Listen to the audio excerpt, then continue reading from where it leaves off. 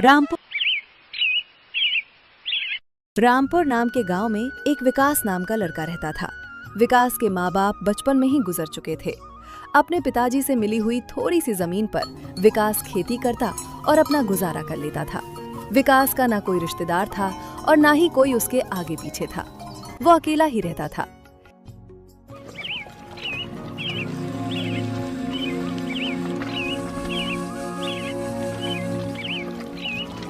एक दिन ऐसे ही विकास खेत से आता है और अपने लिए खाना पकाने लगता है। बाहर बैठी पड़ोस की चाची विकास को रोज देखती।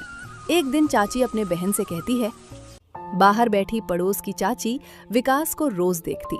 एक दिन चाची अपने बहन से कहती है, कितना अच्छा लड़का है, सबसे कितने प्यार से रहता है, कितने प्यार से बात करता है। आज तक कभी किसी से कोई झगड़ा नहीं, लेकिन बेचारा अनाथ है। मैं इसे रोज देखती हूँ।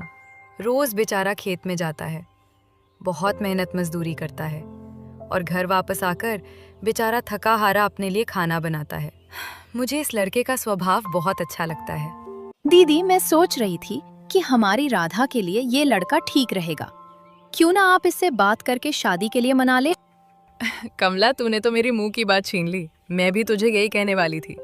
ऐसा लड़का तो ढूंढने से नहीं मिलेगा और विकास हमारी राधा को बहुत खुश रखेगा। राधा के लिए तो अच्छा ही है। इस लड़के के माँ बाप भी नहीं है, ना ही कोई रिश्तेदार है, तो राधा को ज्यादा काम करने की जरूरत भी नहीं पड़ेगी। लेकिन दीदी, आप तो मेरी हालत जानती हो। मेरे पास तो फूटी कौड़ी भी नहीं है। अपनी बेटी की शादी के लिए मैं तो कुछ भी नहीं कर पाऊंगी। उसकी तुम चिंता मत करो कमला, मैं विकास से बात करती हूँ। मुझे लगता है शादी का सारा खर्च वही उठा लेगा। फिर तो ठीक है दीदी, फिर मुझे कोई दिक्कत नहीं है। ये तो और भी अच्छा है। आप उससे बात कर लीजिए।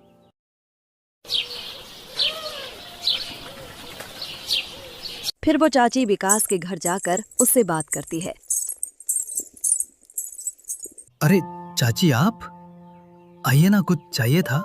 नहीं बेटा, ऐसे ही तुझसे थोड़ी सी बात करनी थी। हाँ बोलिए ना चाची, क्या बात? बेटा, मैं रोज तुझे देखती हूँ तो खेत में जाता है, दिन भर काम करता है, थक हार कर घर आता है और फिर खुद ही सारा काम करता है, खाना बनाता है।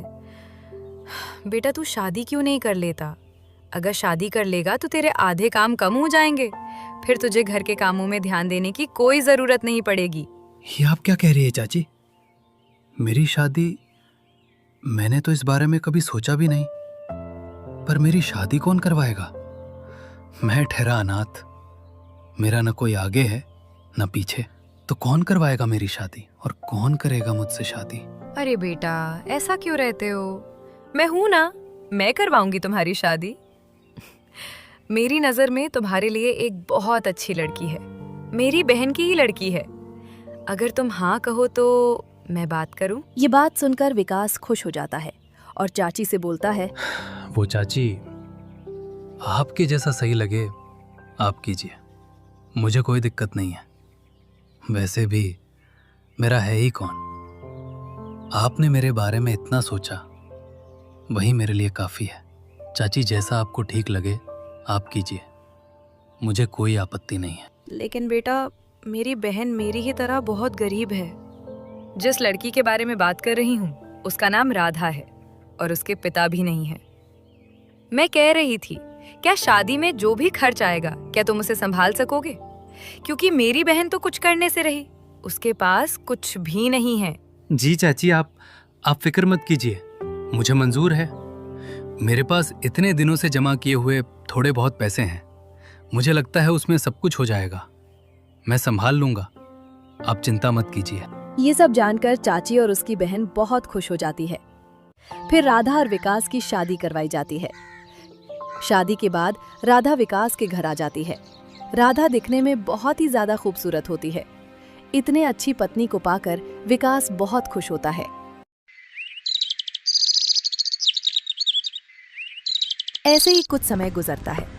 एक दिन विकास का दोस्त संजय आता है। अरे विकास, सुना है तुमने शादी कर ली? माफ करना दोस्त, मैं तेरी शादी में नहीं आ पाया। वो क्या है ना, मैं किसी काम से शहर गया था, आज ही लौटा हूं।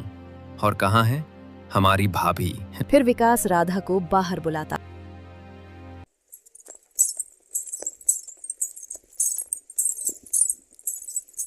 राधा को देख संजय उसे देखता ही रह जाता है।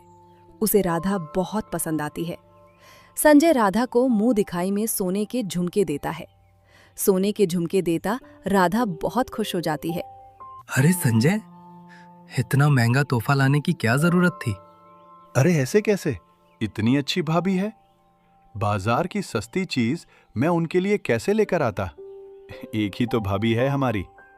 और हाँ, भाभी को भी वो झुमके बहुत पसंद आए होंगे। क्यों भाभी, मैं सही कह रहा हूँ ना?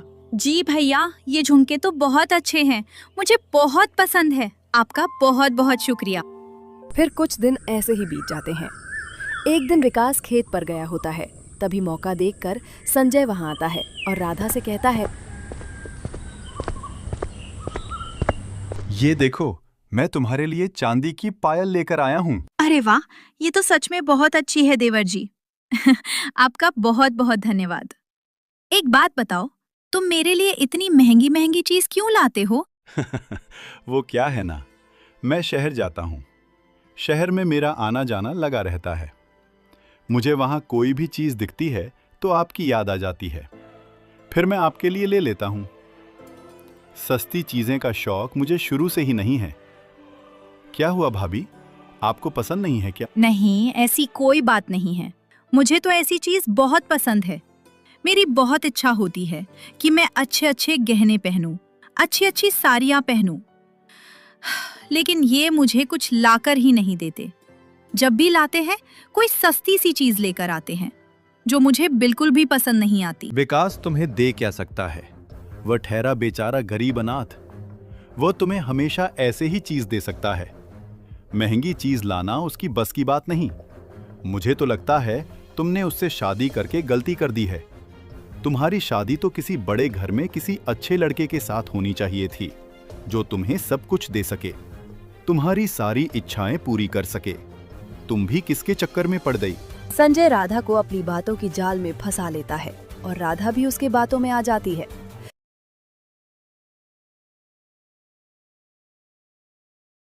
फिर संजय रोज मौका देखकर विकास के घर आता है और राधा के लिए नई नई चीजें लाता है। राधा और संजय विकास को धोखा देकर चोरी चुपके मिलने लगते हैं। एक दिन संजय राधा से कहता है, हम कब तक ऐसे चोरी छुपे मिलते रहेंगे?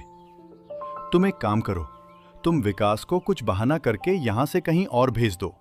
फिर हमें चिंता करने की कोई जरूरत ही नहीं होगी। ठीक है, मैं ऐसा ही करती हूँ।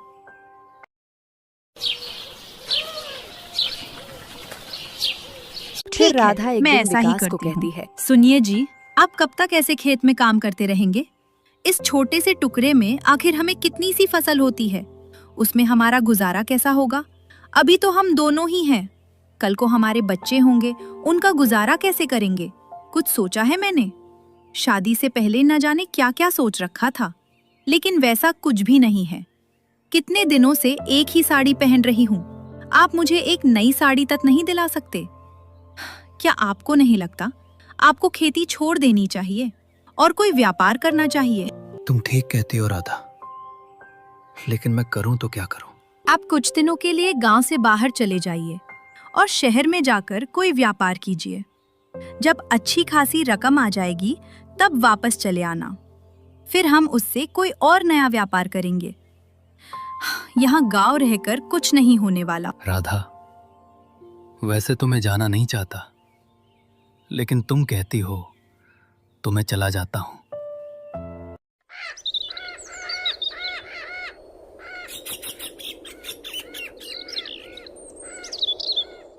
विकास अपने दोस्त संजय से मिलकर उसे कहता है, संजय, मैं व्यापार करने के लिए शहर जा रहा हूं। मेरी राधा का ख्याल रखना। संजय, तू तो जानता है तेरे अलावा मेरा और कोई दोस्त नहीं। राधा को तुम्हारे भरोसे छोड़कर जा रहा हूं। बस उसे कोई तकलीफ ना होने पाए, उसका ख्याल रखना। तुम्हें जब जब समय मिले इसकी खबर लेते रहना। अरे हाँ दोस्त, ये भी कोई कहने की बात है। तुम बिल्कुल निश्चिंत होकर जाओ, मैं भाभी का बहुत अच्छे से ख्याल रखूंगा। तुम उनकी कोई फिक्र मत करो। जितना जल्दी हो सके उतना जल्दी लौट आना। फिर विकास गांव छोड़कर शहर में व्यापार करने चला जाता है। शहर पहुंचते हैं। विकास देखा है कि उसके पैरों की चप्पल फट चुकी है। थोड़ी देर यहाँ वहां ढूंढने के बाद उसे एक मोची दिखाई देता है। वो उस मोची के पास जाता है और बोलता है, अरे भाई, मेरी चप्पल फट गई है, क्या तुम इसे सी सकते हो? हाँ, क्यों नहीं, मेरा तो काम ही यही है। दे दो, मैं ठीक करके देता हूं। अच्छा भाई, लेकिन कितने पैसे लोगे? अब क्या कहूं, तुम कुछ दे देना। ठीक है। फिर मोची उसकी चप्पल ठीक करके देता है। उसके बाद विकास उसे 2 रुपए देता है तो मोची कहता है, अरे ये क्या है, 2 रुपए? विकास को लगता है शायद उसने कम पैसे दे दिए, इसलिए वो 5 रुपए देता है। अरे ये क्या, 5 रुपए? अरे भाई, तुमने ही तो कहा था कुछ दे देना। अब तो मैं दुगना करके दे दिया, फिर भी तुम्हें कम ही लग रहे हैं। आखिर तुम चाहते क्या हो? मैंने तुमसे क्या कहा था कि कुछ दे देना, तो मैं कुछ चाहता हूं। कुछ का मतलब क्या है? मैं तुम्हें और क्या दे सकता हूँ? वो मैं नहीं जानता, लेकिन मुझे कुछ चाहिए। मैंने तुम्हें चप्पल सीने के बदले कुछ मांगा था और तुमने हाँ कहा था। अब तुम मुझे कुछ दो। ये सारी बातें सुन विकास का सर चकरा जाता है। उसे कुछ समझ नहीं आता। फिर वहां पर एक बूढ़ा आदमी आता है। उसे देख विकास उसे रोक कर कहता है, सुनिए काका, कृपया मेरी मदद कर दीजिए। मैं इस मोची से अपनी फटी हुई चप्पल सिलवाई थी। बदले में मैंने इसे जब पैसे पूछे तो इसने मुझे कहा कि कुछ दे देना। मुझे भी लगा अपने मन से कुछ रुपए दे दूंगा। अब मैं जब इस पैसे दे रहा हूं तो इसे कम ही लग रहे हैं। ये मुझे पैसों के बदले कुछ मांग रहा है। वो बूढ़े काका सारी बातें समझ जाते हैं और विकास से कहते हैं, तुम यहाँ नए आए हो? जी काका, आज ही आया हूं। अच्छा ठीक है, मैं इसे देखता हूँ। सुनो भाई, तुम एक काम करो, तुम्हें कुछ चाहिए ना, तुम मेरे साथ चलो, मैं तुम्हें कुछ देता हूँ। फिर वो बूढ़े काका मोची और विकास को अपने घर पर लेकर जाते हैं। उन्हें बाहर ही खड़ा कर घर के अंदर जाकर एक मटके के अंदर थोड़ी दही, कंकर, मिट्टी, ये सारी चीजें डाल देते हैं। अच्छा लो भाई, तो तुम्हें तुम्हारा कुछ मिल गया ना, अब इसे लेकर जाओ और निकलो यहाँ से। मोची का सर फूट जाता है। तुम अपने आप को बहुत होशियार समझते हो ना? तुमने ही तो कहा कि इसमें कुछ है और तुम्हें कुछ ही चाहिए था, तो अपना कुछ उठाओ और जाओ यहाँ से। मोची की चाल उस पर ही भारी पड़ जाती है। वो सिर झुका झुकाते हुए वहां से चला जाता है। उसके जाने के बाद वो बूढ़े काका विकास से कहते हैं, देखो बेटा, तुम यहाँ नए आए हो। ये कोई मामूली नगरी नहीं, ठगों की नगरी है। यहाँ तुम्हें बहुत संभाल कर लेना होगा। तुम मुझे शक्ल से तो बहुत सीधे साधे भोले भाले दिख रहे हो। यहाँ सीधे साधे लोगों का कोई काम नहीं। तुम्हें इन्हें यहाँ बहुत होशियारी से रहना पड़ेगा, नहीं तो कदम कदम पर लोग तुम्हें लूटने लगेंगे। यहाँ रहना आना आसान नहीं बेटा, यहाँ के लोग बहुत शातिर हैं। काका, मैं मजबूरी में यहाँ आया हूँ। दरअसल मैं व्यापार करना चाहता हूँ। गांव-गांव में जमीन का छोटा सा टुकड़ा है जिसमें मुझे कुछ भी फसल नहीं हो पाती, ना कि बराबर होती है। इसलिए मैंने सोचा कि शहर जाकर कोई व्यापारी कर लूं। थोड़े बहुत पैसे आ गए तो मैं यहाँ से गांव चला जाऊंगा। फिर वहां जाकर कोई व्यापार शुरू करूंगा। तब तक बाबा मुझे यहीं रहना होगा। बाबा, आपका बहुत बहुत शुक्रिया जो आपने उसल मोची से मुझे बचा लिया। नहीं तो पता नहीं वो कुछ के बदले मुझे क्या क्या मांग लेता। मैं तो फंसी गया था। बाबा, क्या आप मुझ पर एक एहसान और करेंगे?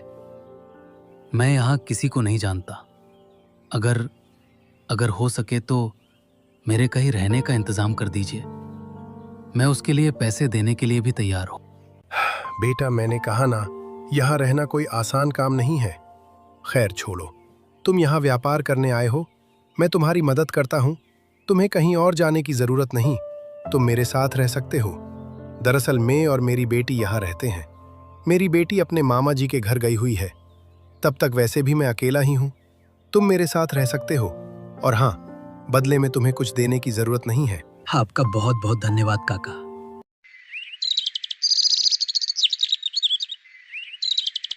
फिर विकास वहीं रहकर व्यापार करने लगता है। कम दामों में फल लेकर आता है और ऊंचे दामों में फल बेचने लगता है। उसका व्यापार बहुत अच्छे से चलने लगता है। इस बीच वो राधा को खत भी भेजता है। इधर राधा और संजय उसके भेजे खत का बहुत मजाक उड़ाते हैं। बढ़ा आया व्यापार करने वाला। अकल नाम की चीज तो उसे है नहीं, वो क्या व्यापार करेगा? और वैसे भी वहां जाकर चिल्लर ही कमा रहा होगा। वो मेरे जितना धन कभी नहीं कमा सकता। कुछ भी करे, मैं तो कहता हूं वो वहीं रह जाए। वापस आने की कोई जरूरत ही नहीं है। वैसे भी अगर वापस आ गया तो हम ऐसे खुलेआम मिल नहीं पाएंगे। इससे अच्छा वो वहीं रह जाए। दोनों मिलकर विकास का बहुत मजाक उड़ाते हैं। ऐसे ही कुछ दिन बीत जाते हैं।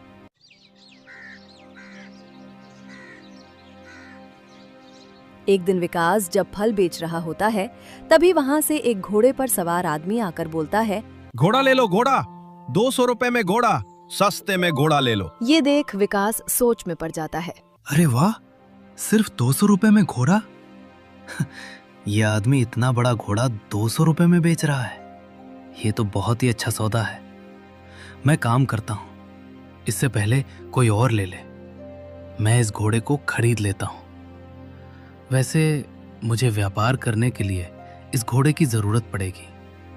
इस घोड़े की मदद से मैं दूर दूर तक जाकर व्यापार कर सकता हूँ। ऐसा सोचते हुए विकास उसे घोड़े वाले के पास जाकर कहता है, अरे भाई, ये घोड़ा मुझे चाहिए। ये दे, ये लो तुम्हारे 200 रुपए और मुझे घोड़ा दे दो। वो घोड़े वाला उसे खिलौने वाला घोड़ा थमा देता है। ये लो तुम्हारा घोड़ा, अब मैं चलता हूँ। अरे ये कैसा मजाक है? तू मुझे ये कौन सा घोड़ा थमा रहा है? ये तो बच्चों का खिलौना है। हाँ, तो मैं इसी घोड़े की बात कर रहा। अरे ऐसे कैसे? मैं इस घोड़े की नहीं, तुम जिस घोड़े पर बैठे थे उसे घोड़े की बात कर रहा था। मैंने उसके लिए तुम्हें 200 रुपए दिए थे। अब निकालो, मेरे पास 200 रुपए है। ये खिलौने वाला घोड़ा लेकर मैं क्या करूंगा? तुमने क्या मुझे पागल समझ कर रखा है कि खिलौने वाला घोड़ा मैं तुमसे 200 रुपए में खरीदूं? ये तू क्या कह रहा है? यहाँ ऐसे नहीं होता। एक बार सौदा हो गया तो हो गया। यहाँ नया आया है क्या? तुझे कुछ पता भी है या नहीं? यहाँ एक बार सौदा हो गया तो फिर मुकर नहीं सकते। मैंने तुम्हें घोड़ा बोला था और मैंने घोड़ा तुम्हें दे दिया। मैंने ये नहीं बोला था कि मैं ये घोड़ा दूंगा। मैं यही खिलौने वाला घोड़ा बेच रहा था। अब निकलो यहाँ से, तुम्हारे पैसे तुम्हें वापस नहीं मिलेंगे। अरे ऐसे कैसे? मैं तो पैसे वापस लेकर रहूंगा। मेरी बहुत मेहनत की कमाई है। मैं तुम्हें ऐसे लूटने नहीं दूंगा। ए, चल निकल यहाँ से। अगर ज्यादा मुंह चलाया तो अपने आदमी से कहकर यही तुम्हें पीट दूंगा। पता नहीं कहां कहां से आ जाते हैं। चल निकल यहां से। मेरा रास्ता छोड़। विकास बहुत परेशान हो जाता है और बूढ़े काका के पास जाकर ये सारी बातें बताता है। बूढ़े काका उसे बोलते हैं, विकास, मैंने तुम्हें पहले ही कहा था कि यहाँ बहुत होशियारी से रहना होगा। अब तुम ये क्या मुसीबत लेकर आए हो? खैर छोड़ो, कोई बात नहीं, मैं अभी उसे सबक सिखाता हूँ। फिर वो बूढ़े काका एक जगह जाकर बैठ जाते हैं। वहां से वहीं घुड़सवार जा ही रहा होता है। तभी उसे देख बूढ़े काका चिल्लाते हैं, सोने की चद्दर ले लो, सोने की चद्दर, विदेश की चद्दर। आओ आओ भाई, बहुत सस्ते में सोने की चद्दर। ऐसी चद्दर तुम्हें कहीं नहीं मिलेगी, जल्दी ले लो, एक ही बची है, सोने की चद्दर ले लो। ये बात सुन वो घुड़सवार सोचता है, अरे वाह, सोने की चादर, वो भी विदेशी। पता नहीं हमारे यहाँ ये कौन बेवकूफ सोने की चादर बेच रहा है, वो भी इतने सस्ते में। सोने की चीज कोई भला ऐसे रास्ते में बेचता है? मुझे लगता है कोई पगलेट ही होगा। एक काम करता हूं, इससे पहले कोई इसे खरीदे, मैं ही इसे खरीद लेता हूं। सोने की चादर अगर मेरे पास आ गई तो मैं तो बहुत अमीर बन जाऊंगा। ये सोच वो आदमी बूढ़े काका के पास जाता है और बोलता है, अरे ओ चाचा, वो सोने की चादर मुझे दे दो, मुझे चाहिए। अच्छा ठीक है भाई, लाओ 1000 रुपए और सोने की चादर ले लो। वो घुड़सवार बूढ़े काका को 1000 रुपए दे देता है। फिर काका उसे एक चादर देते हैं। उसे देख वो घुड़सवार गुस्से से काका से बोलता है, अरे ये क्या, इसमें सोना कहाँ है? ये तो कोई साधारण चादर है। सोना? ये तुम क्या कह रहे हो? मैं सोने की चादर थोड़ी बेच रहा हूँ, मैं तो चादर बेच रहा हूँ, और वो भी सोने के लिए। ए बूढ़े, तू मुझे बेवकूफ मत बना। तूने बोला था सोने की चादर, अब बता इसमें सोना किधर है? मेरे पैसे मुझे वापस कर, मुझे ये चादर नहीं चाहिए। अरे ऐसे कैसे? यहाँ एक बार सौदा हुआ, ज्यादा हो गया तो फिर तुम मुकर नहीं सकते। सौदा हो गया तो हो गया, चल अब निकल यहाँ से। और हाँ, मैंने तुझे कब बोला था कि मैं तुझे सोने दूंगा?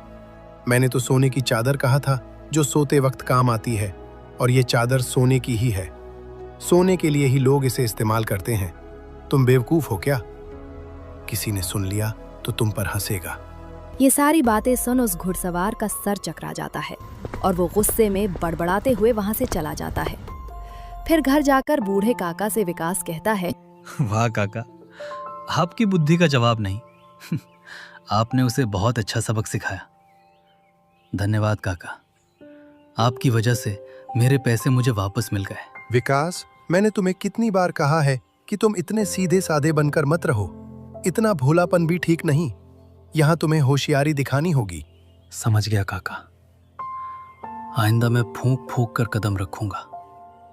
मैं किसी के जाल में नहीं फंसूंगा।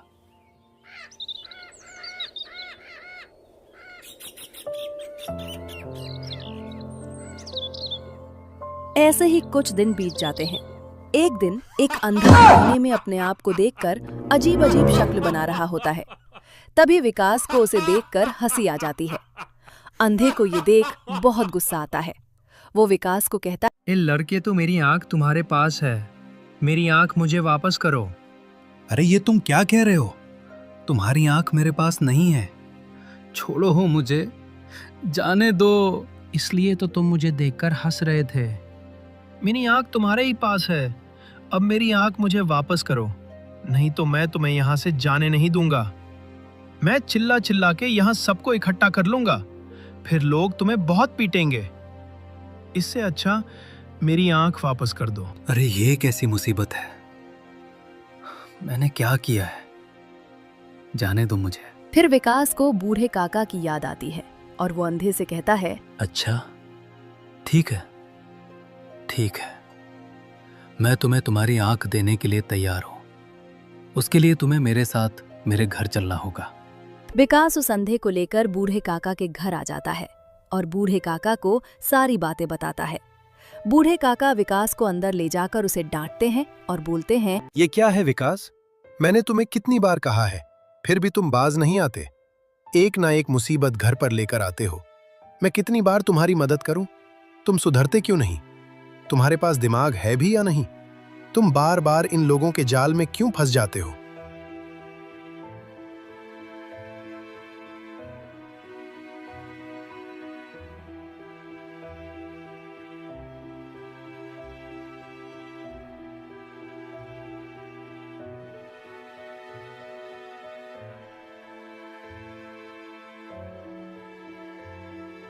मुझे माफ कर दो काका, इस बार तो मैंने कुछ किया भी नहीं था। बस उसे देखकर मुझे थोड़ी हंसी आ गई थी और उस अंधे ने मुझे वहीं पकड़ लिया। अगर मैं उसे यहां नहीं लेकर आया था तो लोगों की भीड़ इकट्ठा कर मुझे तो पिटवा देता। अब आप ही मुझे मेरी सहायता कर दीजिए काका जी, इससे मुझे बचा लीजिए। मैं इसे आंख कहां से दूंगा? ठीक है, मैं कुछ करता हूं। सुनो भाई, तुम्हें तुम्हारी आंख चाहिए ना? तुम एक काम करो, तुम आज यहाँ से जाओ और कल यहीं आकर तुम्हारी आंख लेकर जाना। ठीक है, मैं आज के दिन इंतजार कर लेता हूँ। कल मुझे किसी भी हालत में मेरी आंख चाहिए। इतना कहकर वो अंधा वहां से चला जाता है और फिर वो बूढ़े काका विकास से कहते हैं, एक काम करो विकास, कसाई के पास जाकर तुम बकरे की बहुत सारी आंखें लेकर आओ। विकास ऐसा ही करता है। कसाई के पास जाकर बकरे की आंखें लेकर आता है और फिर दूसरे दिन वो अंधा बूढ़े काका के घर आता है और अपनी आंख मांगता है। तब वो काका उसे बकरे की आंखें दिखाते हैं और बोलते हैं, देखो इसमें बहुत सारी आंखें हैं। दरअसल मेरे पास काफी लोगों की आंखें हैं। अब इनमें से तुम्हारी आंख कौन सी है, वो तुम खुद देखो और ले लो। वो आंखें देखकर अंधा चकरा जाता है। वो मन ही मन सोचता है, अरे ये क्या, ये तो फंसा उल्टा पड़ गया। ये दोनों के दोनों बेवकूफ है क्या, या फिर मैं ही बेवकूफ हूं? मैंने तो सोचा था आंख बदले बहुत सारी रकम वसूल कर लूंगा, लेकिन ये क्या हो गया? ये तो मुझे सचमुच आंख दे रहे हैं। पता नहीं किस किस की आंख निकाल कर लाए हैं। मुझे लगता है मैं गलत जगह फंस गया हूं। ये दोनों मुझे कुछ ठीक नहीं लग रहा। हे, मुझे यहां से फौरन निकलना होगा। नहीं नहीं, मुझे कोई आंख नहीं चाहिए, मैं चलता हूं। ऐसा कहकर वो अंधा वहां से भाग जाता है। उस अंधे के वहां से जाने के बाद वो बूढ़े काका विकास को भी बहुत डांटते हैं। फिर कुछ दिन ऐसे ही बीत जाते हैं। फिर विकास का व्यापार बहुत अच्छे से चलने लगता है और विकास काफी पैसे जमा कर लेता है। एक दिन बूढ़े काका से कहता है, काका जी, अब मेरे पास काफ़ी रकम जमा हो गई है। मैं सोच रहा हूँ अब गांव वापस चला जाऊं। अब मैं गांव जाकर और कोई व्यापार कर लूंगा। अच्छा बेटा, अगर तुम जाना चाहते हो तो जाओ। वैसे भी बेटा, तुम बहुत सरल और सीधे साधे हो। यहाँ शहर में तुम ज्यादा टिक भी नहीं पाओगे। तुम्हारा यहाँ से जाना ही सही रहेगा। तुम गांव जाकर ही कोई और व्यापार कर लेना। हाँ काका, मैं भी यही सोच रहा था। वैसे बाबा, आपका बहुत बहुत धन्यवाद। अगर आप ना होते तो पता नहीं मेरा क्या होता। ये नगरी तो सचमुच मेरे लायक नहीं है। मैं यहाँ टिक ही नहीं पाता। आपने मेरी बहुत सहायता की है, समय समय पर मेरी जान बचाई है। नहीं तो पता नहीं, मैं तो इन लोगों के बीच फंसकर रह जाता, कुछ भी नहीं कर पाता। कोई बात नहीं बेटा, तुम जाने की तैयारी करो। और हाँ बेटा, जाने के पहले मेरी 3 बातें याद रखना। सबसे पहली बात, जितना हो सके पैसे कमाने के लिए या रोटी के लिए कभी परदेश मत जाना। घर में मिलने वाली रूखी सूखी रोटी ही परदेश में मिलने वाली रोटी से ज्यादा अच्छी होती है। दूसरी बात, हमेशा अपनी समझ पर ही भरोसा करना। कभी भी घर की औरतों की बातें मानकर परदेश की यात्रा मत करना, क्योंकि औरतें व्यापार के बारे में कुछ समझ नहीं पाती। तो तुम्हें जो सही लगे वही करना। और तीसरी बात, कभी अपनी पत्नी को दोस्त के भरोसे कभी मत छोड़ना। कभी अपने दोस्त के ऊपर भरोसा मत करना, क्योंकि अक्सर ऐसे ही लोग धोखा दे देते हैं। ये सारी बातें सुन विलास का सिर घूम जाता है। वो बहुत परेशान हो जाता है और काका से कहता है, काका जी, मैंने बहुत बड़ी गलती कर दी है। आपने जो मुझे 3 सीख दी है, मैंने वही किया है जो मुझे नहीं करना चाहिए था। मैंने ये तीनों भी गलती की है। काका जी, अब मैं क्या करूंगा? हे भगवान, सच में बेटा, तुम तो बहुत ही भोले भाले हो, बहुत ही सीधे हो। तुमने वही कर दिया जो तुम्हें नहीं करना चाहिए था। खैर छोड़ो, अब तुम जाओ। वापस जाओगे तो तुम्हें ऐसा कुछ देखने को मिलेगा जो तुम देखना नहीं चाहोगे। लेकिन तुम हिम्मत रखना और हिम्मत से फैसला लेना। गुस्से में आकर कोई गलत कदम मत उठाना। जितना हो सके शांति से फैसला लेना।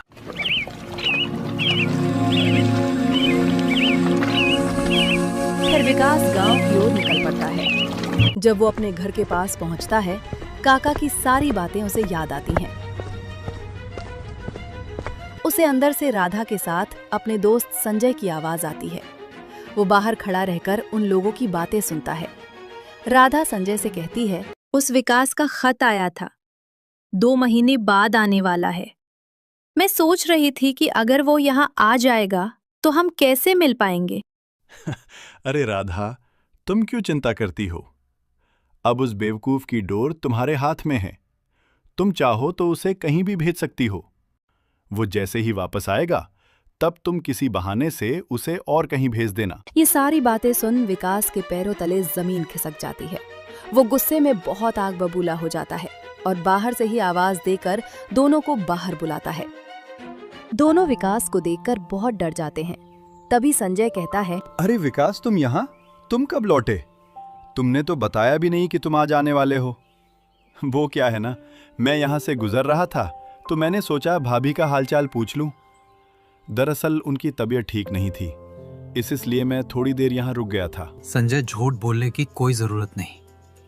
मैं तुम दोनों की सारी बातें सुन ली है और मैं अच्छे से जानता हूं कि तुम दोनों के बीच क्या चल रहा है। तो मुझे सिखाने की कोशिश मत कर। तुझे तो शर्म आनी चाहिए। तेरे भरोसे पर अपनी पत्नी को छोड़कर गया था और तूने दोस्ती का ये सिला दिया। मुझे तुझसे ये उम्मीद नहीं थी। तुझे तो दोस्त कहते हुए भी। अरे अरे विकास, ये तू क्या कह रहा है? शर्म तो तुझे आनी चाहिए। तू तू मुझ पर और भाभी पर शक कर रहा है। भलाई का तो जमाना ही नहीं रहा। तू यहाँ नहीं था, इसलिए मैंने सोचा कि मैं भाभी का ख्याल रख लूंगा, तो तुझे चिंता की कोई बात नहीं होगी। तुमने ही तो कहा था कि मैं राधा का अच्छे से ख्याल रखो। मैं तो वही कर रहा था। एक तो खुद का काम धंधा छोड़कर यहाँ इनका ख्याल रखो, और ऊपर से तुम्हारे ताने भी सुनो। ये तो कोई बात नहीं हुई। भलाई का तो जमाना ही नहीं है। मैंने कहा ना, मेरे सामने नौटंकी करने की कोई जरूरत नहीं है। मैं सब जान चुका हूँ। अच्छा हो गया तू आ गया। हम तो इन दोनों की बेशर्मी देखकर तंग आ चुके हैं। तुम यहाँ से चले क्या गए? इन दोनों ने बेशर्मी की सारी हदें तोड़ दी। बेटा, हमारे घर में भी बच्चे हैं, उन पर गलत असर हो रहा है, तुम कुछ करो बेटा। संजय, तुम अब राधा को अपने घर लेकर जाओ। मुझे इसकी कोई जरूरत नहीं। मैं राधा को अभी इसी वक्त तलाक देता हूँ। अब ये मेरी कोई काम की नहीं है। वैसे भी तुम दोनों अगर एक दूसरे को पसंद करते हो तो मैं यहाँ इसे क्यों रखूं? तुम इसे अपने साथ अपने घर लेकर जाओ और इससे शादी कर लो। राधा भी सर झुकाए वहां खड़ी रहती है और फिर संजय राधा को वहां से लेकर जाता है। विकास बहुत परेशान होकर घर में अकेला ही बेटा रहता है। दिन गुजरते चले जाते हैं। विकास न खाता है न पीता है। उसे अपनी पत्नी और दोस्त की बेवफाई भुलाई नहीं जाती। वो बहुत दुखी रहने लगता है। एक दिन वो गांव छोड़कर वहां से चला जाता है और इस काका के घर जाता है और उन्हें सारी बातें बताता है। वो काका उसे कहते हैं, बहुत अच्छा किया बेटा।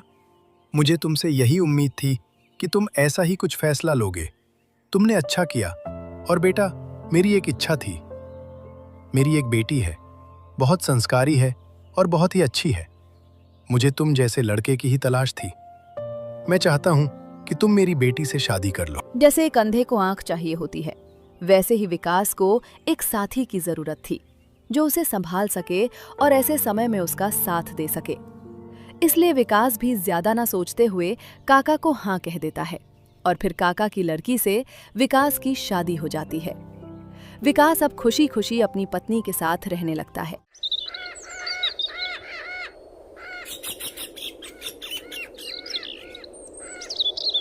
जा अब यहीं से तू मर जा। नहीं नहीं नहीं, ऐसा मत करो।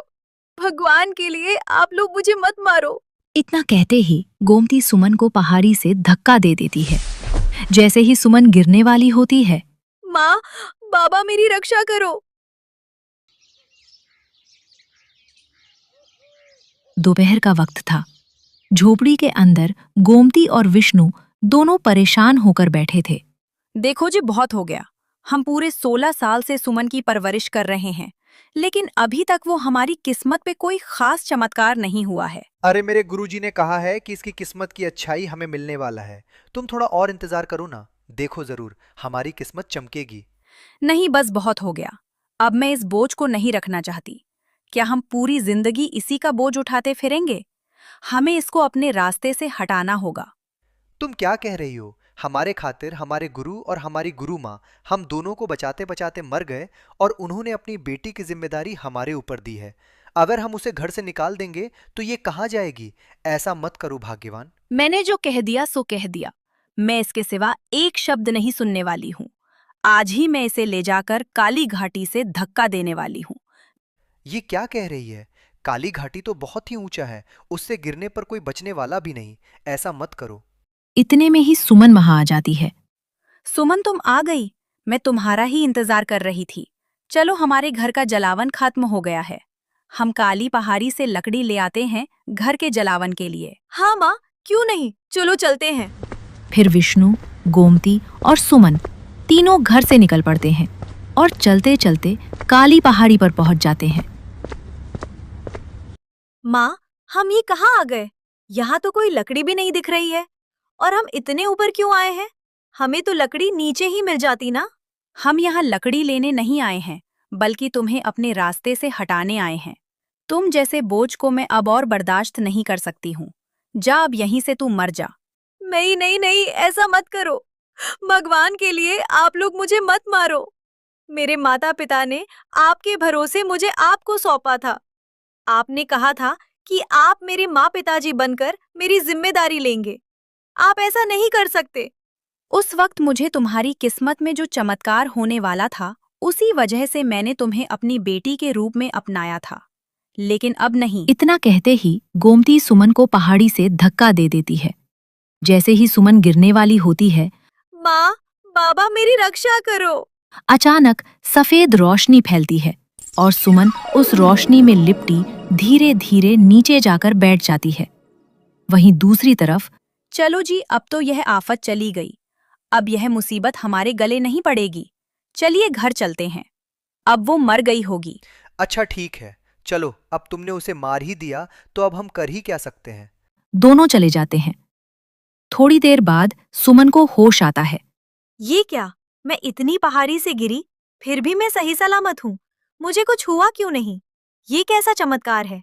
मैं बच कैसे गई? और वो लोग जिन्हें मैं माँ पिताजी समझती थी, आज वही मुझे मारने आए थे।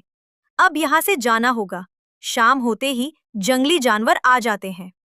इतना कहकर वो उठती है। तभी उसके कपड़ों से सफेद मोती की माला गिरती है। ये माला कैसी है? मैंने पहले कभी नहीं देखी। ये मेरे पास कैसे आ सकती है?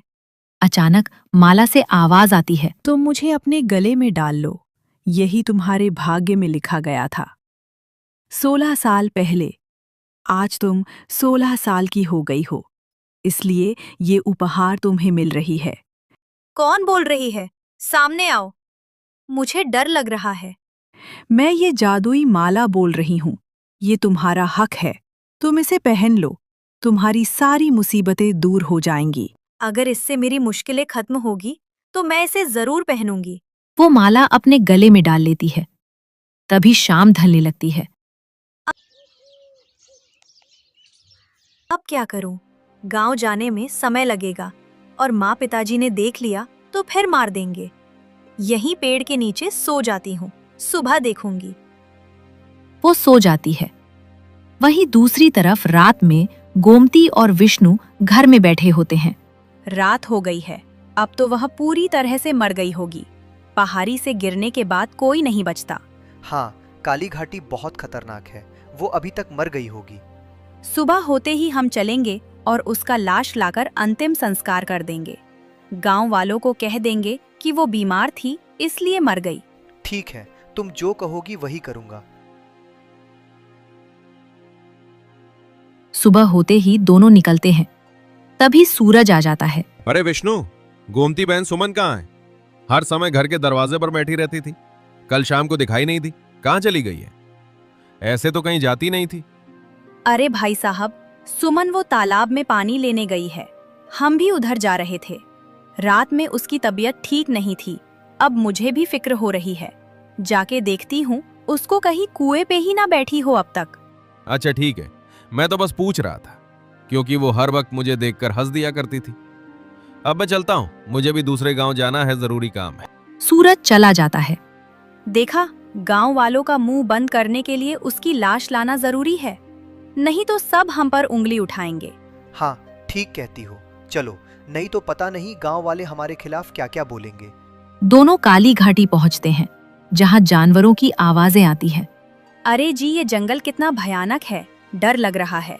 हाँ, काली घाटी ऐसे ही खतरनाक नहीं कहलाती। यहाँ बहुत जानवर हैं। चलो चलो, जल्दी चलो।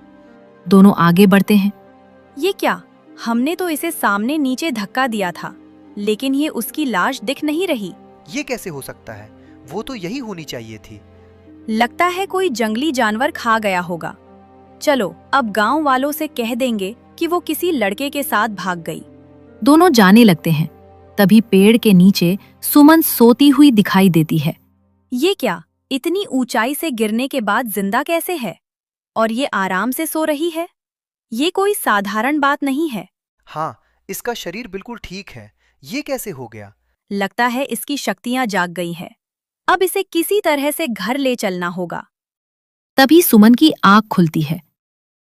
आप दोनों मुझे छोड़ दो, मुझे मत मारो। मैं आपके साथ नहीं जाऊंगी, मैं दूर चली जाऊंगी। मुझे माफ कर दे बेटी, हमसे गलती हो गई। गुस्से में तुम्हें धक्का दे दिया। हम रात भर नहीं सो पाए। हम तुमसे बहुत प्रेम करते हैं। भले ही तुम्हें हमने जन्म नहीं दिया, लेकिन हमने 16 साल पाल पस कर बड़ा किया है। चलो हमारे साथ। हाँ बेटी, हम बहुत परेशान थे कि तुम किस हाल में होगी। चलो चलो हमारे साथ, अब हम तुम्हें कभी नहीं मारेंगे। नहीं, मुझे आपकी बातों पर भरोसा नहीं है। आप मुझे फिर मार देंगी। भगवान के लिए चल बेटी, वरना मैं खुद को माफ नहीं कर पाऊंगी। चलो बेटी। ठीक है, अगर आप इतना कहते हो तो मैं आपके साथ चलने के लिए तैयार हूँ। तीनों वहां से गांव की तरफ चल पड़ते हैं और जैसे ही झोपड़ी में पहुंचते हैं, बेटी तू थक गई होगी, तू थोड़ा आराम कर ले। मैं तुम्हारे लिए खाना बनाकर लाती हूँ। तभी सुमन बिना कुछ कहे बिछावन पर लेट जाती है। आखिर क्या हो गया इनको? ये लोग मेरी इतनी फिक्र क्यों कर रहे हैं? कहीं इनको मेरे इस माला के बारे में पता तो नहीं चल गया? नहीं, मैं किसी भी कीमत पर ये मोती की माला इन लोगों को कभी नहीं दूंगी। वहीं दूसरी तरफ अरे भाग्यवान, तू इसकी खातिरदारी इतनी क्यों कर रही है? वो पहाड़ी से गिरने के बाद भी बच गई। उसके पास जरूर कोई जादुई शक्ति है। हमें बस किसी तरह उसे यह मालूम करना होगा कि आखिर उसके पास ऐसी क्या जादुई शक्ति है। हाँ, तुम ठीक कहती हो, लेकिन हमें कैसे पता चलेगा कि उसके पास क्या जादुई शक्ति है? बस 2-3 दिन का वक्त दो, फिर देखो हम उसकी यह शक्ति पता करके ही रहेंगे। तभी आधी रात होती है। गोमती उठकर बैठ जाती है। यह सही मौका है, मुझे जाकर पता करना चाहिए। मैं जानती हूँ कौन बता सकता है इसकी पूरी सच्चाई। इतना कहकर गोमती उठ जाती है और घने जंगलों से होते हुए एक कुटिया में जाती है, जहाँ कुटिया में एक अघोरी बैठा था। आओ आओ गोमती, बताओ, बहुत दिनों बाद आई हो, कैसी हो तुम? चाचा जी, आप तो जानते हैं कि मेरी शादी कितनी गरीब घर में हुई है। आपके भविष्यवाणी के मुताबिक ही मैंने अपने पति के गुरु और उसकी पत्नी दोनों को मार दिया था। जैसा कि आपने कहा था कि उसकी बेटी 16 साल बाद उसकी एक अंदरूनी शक्ति जगने वाली थी। इससे मेरी पूरी जिंदगी अच्छे से कट जाती, लेकिन 16 वर्ष पूरे होने पर कुछ नहीं पता चला, तो मैंने उसे पहाड़ी से धक्का दे दिया। लेकिन वो सही सलामत बच गई, यानी उसकी शक्ति जाग गई है। अब आप बताइए कि मैं क्या करूं? उसके पास वो शक्ति क्या है? मैं जानना चाहती हूँ। हाँ बेटी, क्यों नहीं, तुम मेरे भाई की बेटी हो, लेकिन बचपन से तुम मेरे कहे अनुसार चली हो, इसीलिए मैं तुम्हें अकेला कैसे छोड़ सकता हूँ। रुको, मैं अभी बताता हूँ कि उसकी शक्ति जगी है या नहीं। अघोरी अपनी आंखें बंद करता है और तंत्र विद्या करता है। तभी अचानक परेशान होकर आंख खोल देता है। क्या हुआ चाचा? आप इतने परेशान क्यों हो गए? बेटे, वो लड़की कोई साधारण लड़की नहीं है, उसके अंदर एक दिव्य शक्ति है और वो अब जागृत हो गई है। मैं अपनी ये तंत्र विद्या से उसकी शक्ति नहीं पता कर पा रहा हूं, क्योंकि वो नेक शक्ति है। इसे तुम्हें खुद ही पता करना होगा। लेकिन इतना है कि वो शक्ति उसके पास है और उसे भी उसकी जानकारी हो गई है। वो जानती है, बस तुम्हें बता नहीं रही है। फिर मैं क्या करूं? मैं कैसे उसकी शक्ति का पता करूं? वो शक्ति अपने हवाले करूं? एक रास्ता है, पूर्णिमा की आधी रात को उसकी शक्ति जागृत होगी। उस वक्त तुम जाकर उससे वो शक्ति छीन सकती हो। आपका बहुत बहुत धन्यवाद चाचा जी। अब मैं चलती हूँ, सुबह होने वाली है। सबके जागने से पहले मुझे घर भी पहुँचना होगा। गोमती कपड़ा से मुंह ढककर झोपड़ी वापस लौटती है और बिछावन पर जाकर सो जाती है। तभी विष्णु की नींद खुलती है। अरे भाग्यवान, तू इतनी रात को कहाँ गई थी और तुम्हारा ये कपड़ा हल्का गीला सा क्यों है? अरे कुछ नहीं, बाहर बारिश आ रही थी, इसलिए कपड़े उतारने गई थी, और कुछ नहीं। सो जाओ। वैसे भी तुम्हें सोते वक्त भी घोड़े जैसे दिमाग ही चलाते हो। विष्णु सो जाता है। बाल बाल बच गए। अगर इन्हें पता चल गया होता कि मैंने उनके गुरु और गुरु माँ दोनों को मरवाया था, तो पता नहीं यह मेरे साथ क्या करते। फिर सुबह होती है। सुमन पानी भरने आने लगती है। अरे बेटी, तू यहाँ क्या कर रही है? यह रहने दे, मैं पहले ही 2 घड़े पानी ले आई हूँ। तू बस आराम कर और खाना खा ले। मैंने तुम्हारे मनपसंद खीर और कचौड़ी भी बनाए हैं। आप ये क्या कह रही हो माँ? आप पहले कहती थी तो मैं आपकी मदद कर देती। आप इतना कुछ क्यों कर रही हैं? बेटी, मैंने जो गलती किया उसकी माफी तो नहीं है, पर मैं कोशिश कर रही हूँ कि तुम्हें दोबारा वो परेशानी न उठानी पड़े। तुम बस आराम करो। नहीं, जरूर दाल में कुछ काला है।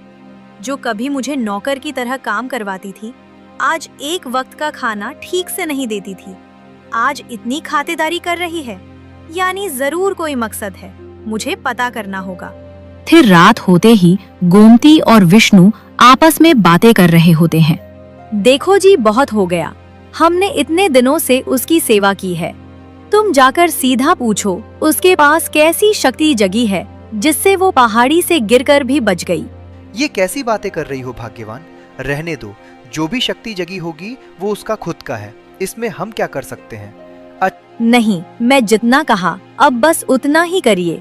जाकर उससे पूछिए, वरना मैं खुद पूछ लूंगी। अच्छा ठीक है, अब रात हो गई है, सुबह जाकर बात करेंगे। सुमन ये सब सुन लेती है। अच्छा, तो इन्हें पता चल गया कि मेरे पास कोई जादुई शक्ति है। मेरे पास तो बस ये माला है, मैं इसका सही से इस्तेमाल भी नहीं कर पाई हूँ। ये लोग तो माला छीन लेंगे, पर मैं किसी भी कीमत पर ये माला नहीं दूंगी। सुमन माला को पकड़ लेती है और अचानक उसके पेट में दर्द होता है। लगता है मैंने शाम को खाना नहीं खाया था, इसी से दर्द हो रहा है। अब क्या करूं? इतनी रात को खाना कहाँ से लाऊं? अचानक तेज रोशनी होती है और खाना सामने प्रकट होता है। ये क्या? मैं तो बस खाना का नाम लिया और ये थाली खुद आ गई। यानी ये जादुई माला की वजह से हुआ। मतलब मैं जो कहूंगी वो पूरा होगा। वे खाना खा लेती है। तभी गोमती कमरे में आती है और कई तरह के व्यंजन देखकर चौंक जाती है। अरे, मैंने तो खाना बनाया ही नहीं था, फिर ये भगवान कहाँ से आ गए? तभी सुमन माला से कहती है, हे जादुई माला, तुमने मुझे बहुत खाना दिया, धन्यवाद। अब मुझे एक अच्छा कपड़ा दे दो। मेरा कपड़ा फटा है, लोग मजाक उड़ाते हैं। तेज रोशनी होती है, सुंदर कपड़ा आ जाता है। वाओ, ये तो बहुत सुंदर कपड़ा है। धन्यवाद जादुई वाला। गोमवती सब देख लेती है। अच्छा, तो उसके पास यही जादुई माला है और इसी से वो बची थी और खाना कपड़े भी मिल रहे हैं, और मुझे किसी भी तरह ये माला चाहिए। गोमती विष्णु के पास जाती है। क्या हुआ? तुम इतनी परेशान क्यों हो? देखो, उसके पास कोई जादुई माला है, उससे वो बची थी और अभी देखो महारानी की तरह खाना और कपड़े मांग रही है। मुझे वो माला चाहिए। अरे भाग्यवान, रहने दो ना, वो उसकी अमानत है। हमारे गुरुदेव ने बहुत ही मेहनत से वो माला अर्जित किया है। कुछ भी हो जाए, मुझे वो माला चाहिए, नहीं तो मैं आपका ये घर और आपके बच्चे को छोड़कर चली जाऊंगी। अच्छा ठीक है, तुम भी ना, चलो अभी हम उससे वो माला ले लेते हैं। इतना कहकर दोनों सुमन के कमरे में जाते हैं। ये माला मुझे दे दे। नहीं, मैं ये माला नहीं दूंगी, ये मेरी है। तुम इतनी आसानी से नहीं देने वाली हो, अभी दिखाती हूँ। गोमती उसे पकड़कर खींचती है। से पकड़ो, मैं इसे सबक सिखाती हूँ। ये माला कैसे नहीं देगी? गोमती चूल्हे में आग जलाकर सुमन के पास आती है। तुम मुझे ये माला नहीं देगी ना? अब देखिए, ये माला भी मेरी, और तू हमेशा के लिए रास्ते से हट जाएगी। गोमती माला उसके गले से उतार लेती है। नहीं, ऐसा मत करो। माँ, ये माला मुझे दे दो, ये मेरी है, मुझे बचाएगी। ऐसा मत करो। अब ये मेरा है, तुम्हारा नहीं। गोमती सुमन को आंख में धक्का दे देती है, लेकिन तेज रोशनी होती है और माला फिर से उसके गले में आ जाती है और वो बच जाती है। ये कैसा चमत्कार था? ये माला वापस कैसे आ गई? ये तो बहुत बड़ा चमत्कार है। ये कैसे हुआ? मुझे जाना होगा, मैं मर जाऊंगी, पर आपके पास कभी वापस नहीं आऊंगी। सुमन आधी रात को ही जंगल में भाग जाती है और एक पेड़ के नीचे बैठ जाती है। रात बीत जाती है और सुबह होती है। तभी सुमन जैसे ही पेड़ के नीचे बैठी रहती है कि तभी अचानक सामने से एक भालू आने लगता है। हे भगवान, ये क्या हुआ? ये तो एक भालू है और मेरी ही तरफ आ रहा है। अब मैं क्या करूं? ये तो मुझे मारकर खा जाएगा। हे भगवान, मेरी रक्षा करना, मेरी रक्षा करना। भालू उसके पास आ जाता है और वहीं बैठ जाता है। डरो मत, मैं तुम्हें नुकसान नहीं पहुंचाऊंगा। मैं तुम्हारी पीड़ा देख सकता हूँ। तुम भालू होकर बात कर रहे हो और मुझसे इतने अच्छे से बात कर रहे हो। ये कैसे हो सकता है? तुम तो इंसान को खा जाते हो ना? देखो, हम जानवर हैं, बस पेट भरने के लिए किसी को खाते हैं, लेकिन किसी को फायदे के लिए नहीं मारते। तुम्हारे गोद लिए माता ने तुम्हारे साथ बहुत गलत किया है। उन्होंने तुम्हें मारने की कोशिश की है, इसलिए तुम इंसानों पर भरोसा मत करो। हम जानवर धोखा नहीं देते, जिससे दोस्ती करते हैं दिल से निभाते हैं। तुम सच में बहुत अच्छे हो और इतनी अच्छी तरह बात भी करते हो। सच में तुम कोई साधारण भालू नहीं लगते हो। नहीं, मैं तो भालू ही हूं, लेकिन इंसानों की भाषा अच्छे से पढ़ सकता हूं। तुम्हारे पास ये जो माला है, ये किसी मकसद से आई है। तुम्हें वो मकसद पूरा करना होगा। मुझे तो पता नहीं था ये माला मेरे पास क्यों है। तुम्हें इस माला की मदद से थोड़े ही दूर जाना होगा। वहां तुम्हें एक काला महल मिलेगा। उस महल में एक बुढ़िया कैद है। तुम्हें उस बुढ़िया को आजाद करना होगा इस माला की मदद से।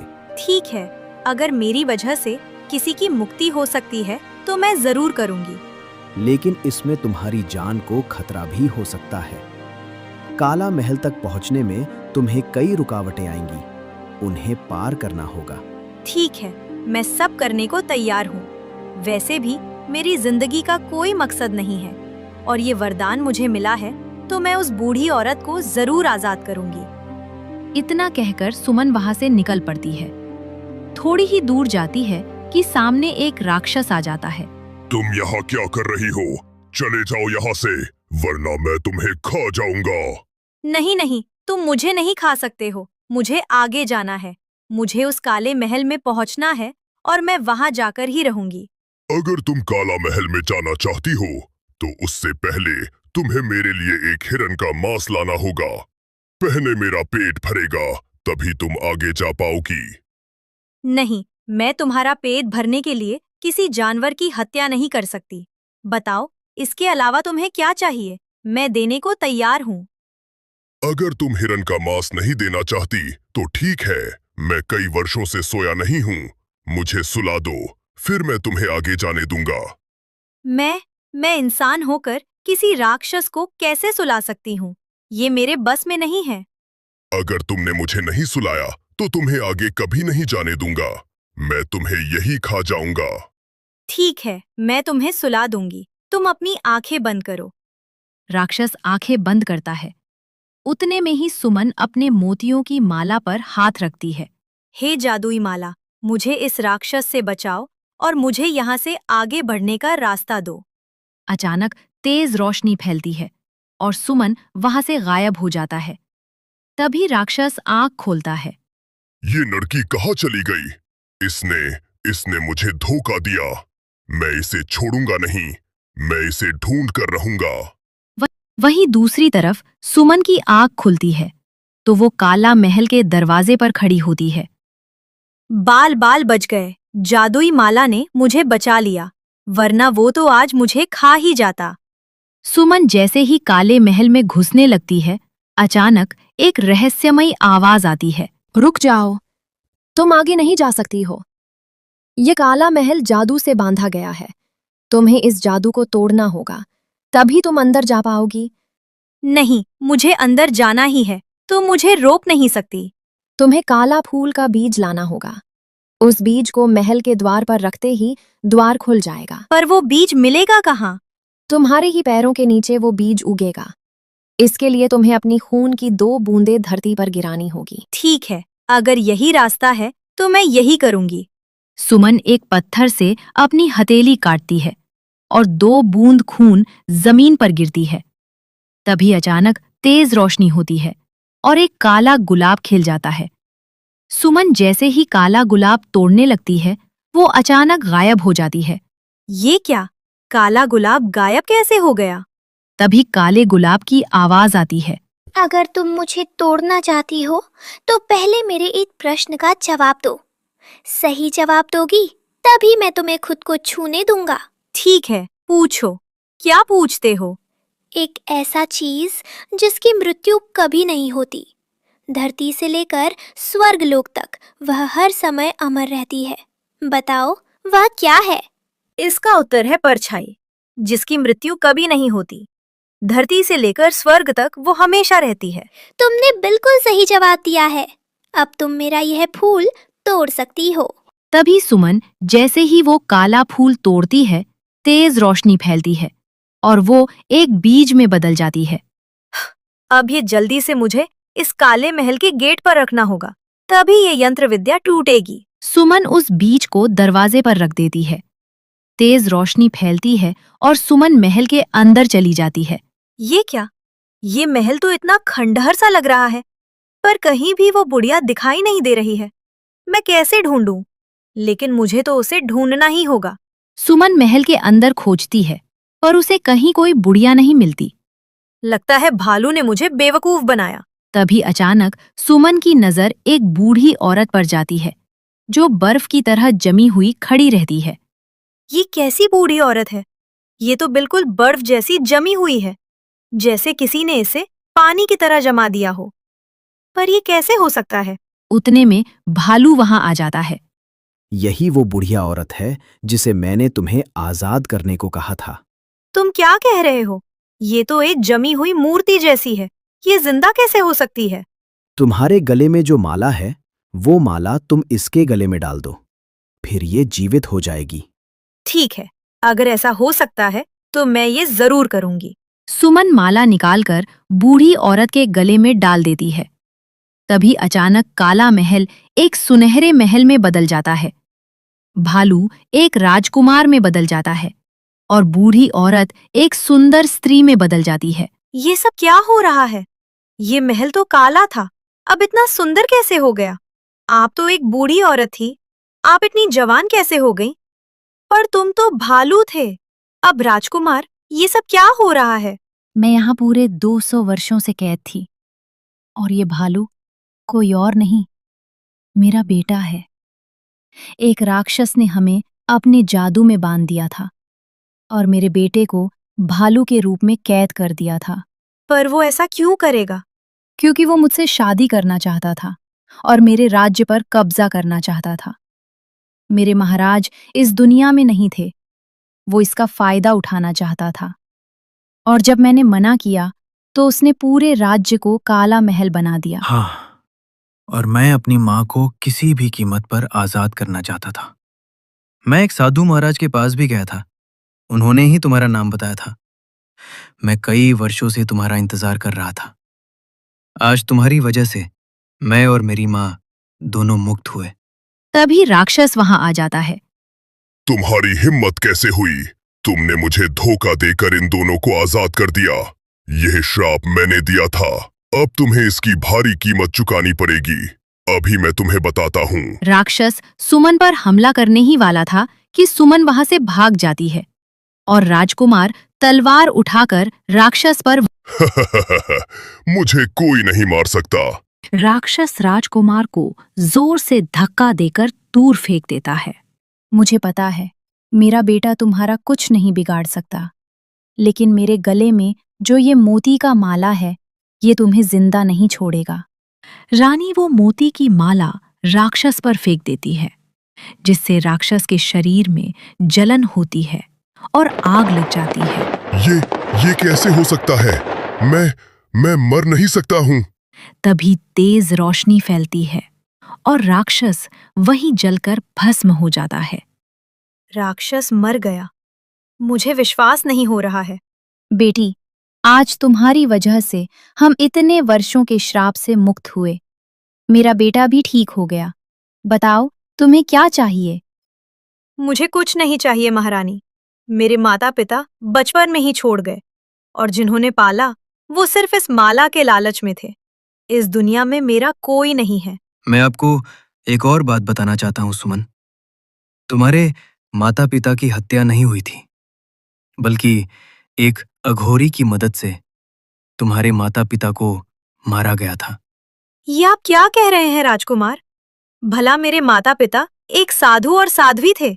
भला उनकी क्या दुश्मनी किसी से हो सकती है? उन्हें मारने वाला कोई और नहीं, बल्कि जिन्होंने तुम्हें गोद लिया था, गोमती और विष्णु, उसी ने मारा है। विष्णु को इस बारे में कोई जानकारी नहीं है, और गोमती ने अपने चाचा और गौरी से मिलकर तुम्हारे माता पिता को मारा है। नहीं, ऐसा नहीं हो सकता। वो लोग मेरे माता पिता को कैसे मार सकते हैं? तुम्हारी इस मोती की माला की भविष्यवाणी तुम्हारे पिताजी को उनके गुरुदेव ने बताई थी। क्योंकि मुझे अपनी माँ को आजाद करना था, इसलिए मैं जन्म से ही तुम्हारे आगे पीछे घूमता रहा था।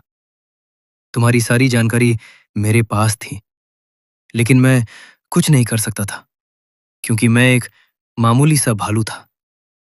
और गोमती ने अपने अघोरी चाचा से मिलकर तुम्हारे पिताजी और माँ दोनों को मारा और फिर तुम्हें अपने साथ लेकर चली गई, गांव वालों को धोखा देकर।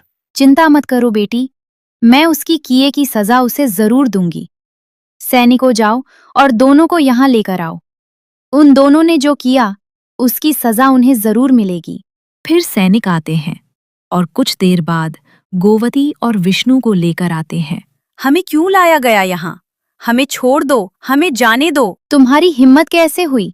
तुमने एक साधु और उसकी पत्नी साध्वी को जान से मारा है। क्या कह रही हैं आप?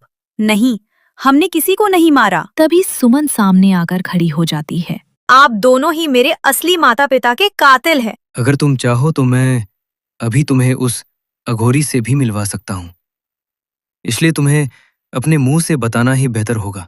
हाँ, मैंने ही गुरुदेव को मरवाया था, क्योंकि मुझे किसी भी कीमत पर सुमन को अपने पास रखना था और इससे मिलने वाला वो जादुई वरदान है जो मुझे चाहिए था, इसलिए मैंने ऐसा किया। मुझे तुम पर बिल्कुल यकीन नहीं हो रहा है गोमती। मैं तुमसे अंधा प्यार करता था। तुमने जो कहा मैंने सब किया। गांव वालों ने मुझे मना किया था कि इसके चाचा अघोरी हैं, इस घर में रिश्ता मत करना, पर मैं तो तुम्हारी सुंदरता में मोहित हो गया। इसी कारण तुम्हारी हर बात को आंख बंद कर मानता रहा। लेकिन अब नहीं, तुम्हें तुम्हारे किए की सजा मिलेगी। तुम अपना नाटक बंद करो। जो भी हुआ है वो तुम दोनों की मिली भगत है। अब इसकी सजा तुम दोनों को मिलेगी। सैनिकों, इन्हें ले जाओ और आजीवन कारावास में बंद कर दो। सैनिक आते हैं और दोनों को ले जाकर कारागार में बंद कर देते हैं। सुमन वहीं बैठकर फूट फूट कर रोने लगती है। चुप हो जाओ बेटी, कुछ नहीं होगा। तुम चिंता मत करो।